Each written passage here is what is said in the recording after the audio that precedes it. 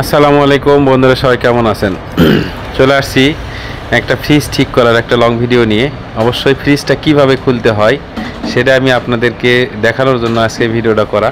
এটা কিন্তু আমি ঠিক করতেছি, এটা আমার দোকানের ভিতরে। এই ফ্রিজটা আমি গতকালকে কিনছি। ফ্রিজটার একটু সমস্যা আছে, তো কী সমস্যা আছে আমি আপনাদের এই ভিডিওর মাধ্যমে দেখাবো এবং ফ্রিজটা খুলতে হয় কিভাবে সেটাও দেখাবো। পুরোটা ভিডিওদের সাথে থাকবেন। এই যে দেখেন, আমি প্রথমে এই যে এখানে 4টা স্ক্রু আছে, সেই 4টা স্ক্রু খুলে নিব। তো আমি এই যে আমার যে স্ক্রু খোলা মেশিন আছে, মেশিনের দ্বারাতে আমি 4টা স্ক্রুকে খুলে নিচ্ছি। তো আপনারা যে যা আছে স্ক্রুড্রাইভার থাক, মেশিন থাক, সেটা দিয়ে 4টা স্ক্রু খুলে নেবেন। তারপরে এই যে দেখেন, এটা টেস্ট পেন দিয়ে আমি এই যে উপরকার যে কাভারটা আছে সেই কাভারটাকে আমি টান দিতেছি।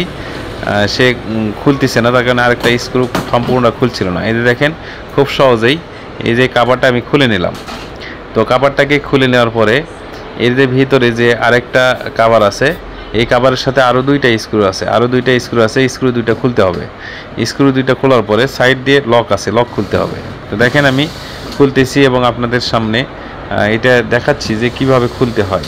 আসলে অনেকটা ভিডিও দেখাইছি আপনাদের মাঝে আমি, যে ফ্রিজ কি সমস্যা সেটা দেখাইছি, কিন্তু কিভাবে খুলবেন সেটা দেখাই নেই। এই যে দেখেন, আমি 2টা স্ক্রু খুলে নিলাম এবং ওই যে সাইড দিয়ে যে স্ক্রু খোলার পরে যে সাইড দিয়ে লক আছে, ওই লকটাকে হালকা করে স্ক্রুড্রাইভার বলেন বা টেস্ট পেন দিয়ে বলেন, একটু ঠেলা দিলেই খুলে যায়। তো দেখেন, আমি এটাকে খুলে নিলাম।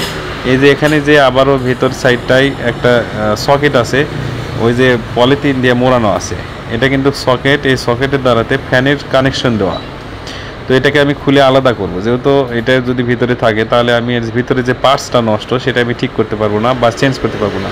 এটাকে খুলতে হবে, তাহলেই যে আমি ভিতর সাইডে ভালো মতো কাজ করতে পারবো। তো দেখেন, আমি সকেটটাকে খুলতেছি। সকেটটা খুলে এটাকে আমি আলাদা করতেছি। অবশ্যই যা কিছু করবেন একটু দেখে শুনে করতে হবে, যাতে অন্য কোনো সমস্যা না হয়। এই যে দেখেন, আমি এটাকে খুলে আলাদা করে নিলাম। তো এখন এই ভিতরটা ফাঁকা হয়ে গেল। তো আমি দেখাইতেছি, দেখেন এই যে এখানে একটা ভেতর সাইডটায় একটা আছে। আমি মোবাইলটার সামনে নিয়ে, ক্যামেরাটার সামনে নিয়ে আমি দেখাইতেছি। এই যে দেখেন, এখানটায় একটা কুলিং সেন্সার, যেটা কি ঠান্ডাকে কন্ট্রোল করে, সেই কুলিং সেন্সার আছে।